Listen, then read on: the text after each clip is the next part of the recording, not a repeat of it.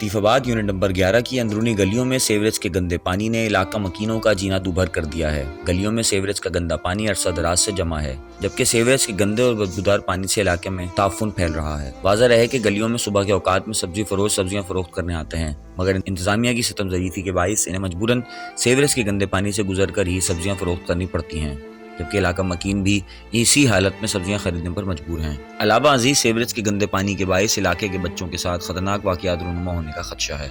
नहले पे दहला ये है कि इलाका मकीनों को गलियों के एक हिस्से से दूसरे हिस्से जाने के लिए सीवरेज के गंदे पानी में से ही इंतहाई अजियत के साथ गुजर कर जाना पड़ता है, जबकि खवातीन, बच्चे, बुजुर्ग इन परेशानियों से निबरदाज़मा हैं, लेकिन इंतजामिया खामोश तमाशाई बनी हुई है। इलाका मकीनों ने हुक्काम बाला से पुरजोर अपील की है कि जल्द इलाके से सीवरेज के गंदे पानी की निकासी की जाए और इलाके की सफाई करवाई जाए।